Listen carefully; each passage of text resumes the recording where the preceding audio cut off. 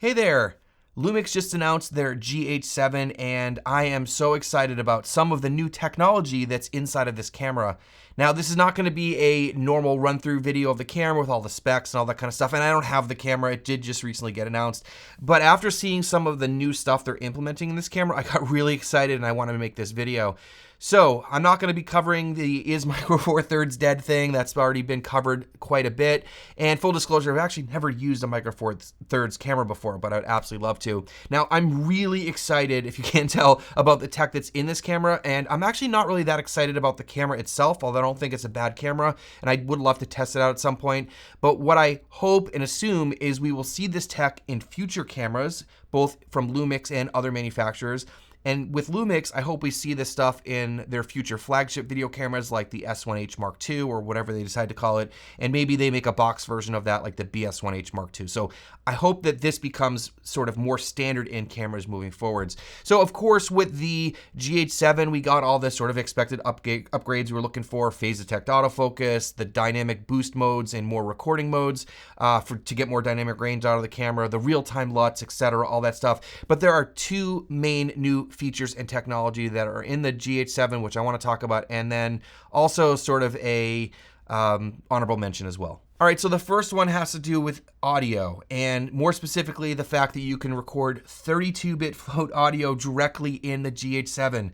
This is so cool. I know a lot of us filmmakers and videographers have been sort of tossing this idea around for a while and wondering why these camera companies aren't getting better audio solutions directly in their cameras, as more people are running with small crews, one-man banding, all that kind of stuff, and specifically 32-bit float audio. Now, if you don't know what that is, it's a way to capture a lot more dynamic range. You can capture much louder sounds without them clipping. It's kind of like raw audio in some ways, but basically you don't have to set audio levels, and you can go through later and just bring the volume down, so you don't have to worry about things getting too loud and peaking or clipping, and you don't have to, especially if you're working by yourself or you're working in areas where the sound is fluctuating quite a bit, you don't have to worry about it. It gives you so much more flexibility in post, and it's really hard to destroy your audio, so it's really cool. Now, the way this works in the GH7 is a little bit interesting. You do have to buy an extra $500 module that goes on the hot shoe, and this will enable the 32-bit float recording inside the camera, and you do have to use the audio inputs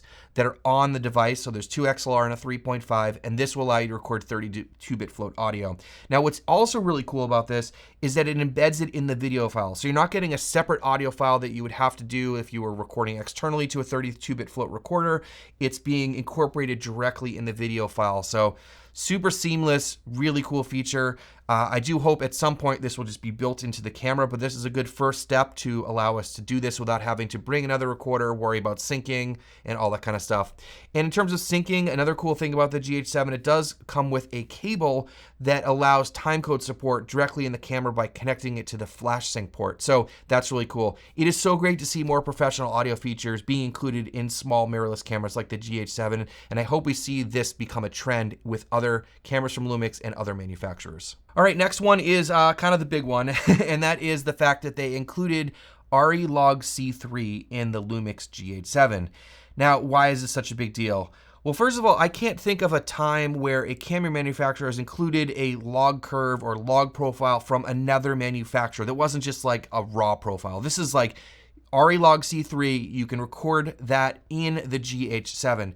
So according to Lumix here, they're proud to announce the software upgrade, and this is sold separately, which will be a $200 upgrade on the Lumix GH7. And with this upgrade, ARRI LogC3 is enabled, and seamless color matching with ARRI's digital cinema cameras can be achieved. The image processing of the ARRI LogC3 curve on the Lumix GH7 has been certified by ARRI for the implementation of this function. Okay, so this is crazy. So you can basically pay $200 and you can record in ARRI LogC3 on the GH7. So there are a lot of benefits to using ARRI LogC3, and I want to talk about some of them. And the first thing is, since you're using ARRI LogC3, you can actually use the 87 ARRI looks from their library. You can also use the LUTs for conversion in post, or you can apply them in camera with the real-time LUT function. So because you're recording LogC3, you can then use all of the tools that ARRI provides, and they have a whole bunch of cool stuff. Now moving down the page here, the GH7 can easily match colors in shooting situations where cinema cameras such as the ARRI Alexa Mini are used as the main camera. Now do keep in mind that the Alexa 35 uses the newer ARRI LogC4, but LogC3 is used in a lot of the other ARRI cameras. Now furthermore, when this is installed, the ARRI LogC3 in the GH7 employs a curve that conforms to the standard sensitivity of ISO 800 of the ARRI camera. And as the gamma curve does not change depending on the ISO sensitivity, users can use the same editing workflow no matter which ISO they shoot at. It also enables recording at ISO auto, which is unique to mirrorless cameras. So this is really cool. It's just saying here that they mapped everything properly, it should work properly, and I did mention earlier that this is actually certified by ARRI, and you know they aren't messing around. So I have a couple questions about this, and first of all, it has to do with the gamma curves. Now, ARRI LogC3, if you look at the white paper, it has a middle gray point at 39% IRE, and when you look at Panasonic Vlog, it has a middle gray at 42% IRE. So basically, if you compare those two gamma curves, the ARRI LogC3 is definitely a little bit lower. And of course, we're going to be recording these on the same camera, the GH7. So bringing down that middle gray a little bit will allow the GH7 to potentially capture more highlight information based on, of course, the gamma curves of the log profiles. But overall, this really shouldn't give you more dynamic range in LogC3 than you get shooting in Vlog, because you're not going to get extra stops of dynamic range. It will just clip off those top couple stops that you would normally capture in an ARRI camera because the GH7 can't capture it. But the point here is that you will get ARRI colors straight out of camera so that you can match the GH7 easier to footage that it's coming out of ARRI cameras. So if you are using ARRI cameras and you want a really small B or C camera, a crash camera, maybe a tiny camera for unique angles that you can use with autofocus as well, the colors out of the GH7 will match the ARRI cameras and the colors coming out of there. So you can easily mix and match that footage, and that's really the point of this.